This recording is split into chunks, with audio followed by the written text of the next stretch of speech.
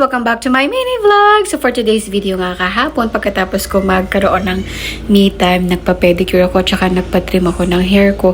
Pag-uwi ko sa bahay, sabi sa akin ng husband ko, anong plano mo? Yun pala, meron naman pala siyang plano.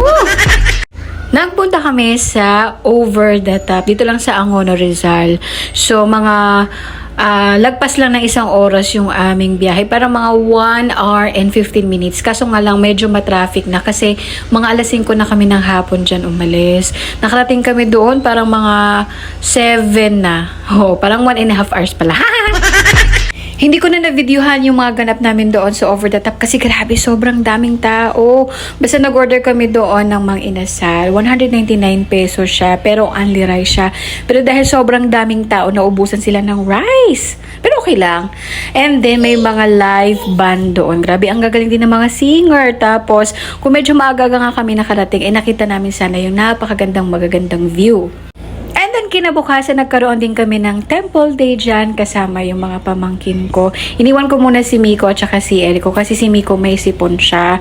Baka kasi lumala kapag lumabas pa kaya iniwan ko na lang muna sa bahay. Tapos same day din tonight, meron kaming party sa simbahan. Post Valentine's party para sa mga members na may asawa, mag-boyfriend, girlfriend, basta 18 years old pataas.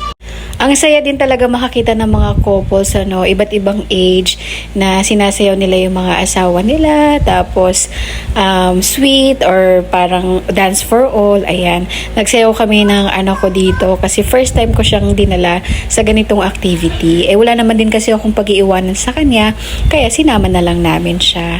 Sobrang ganda ng decor dito sa event na ito. Shout out dyan sa Cha and Ray Events. Salamat din po sa mga members na tumulong na mag-decor last Wednesday. Supposed to be, sasama sana ako niyan. Kaso lang, meron kaming dinner appointment sa mga missionaries din sa ward.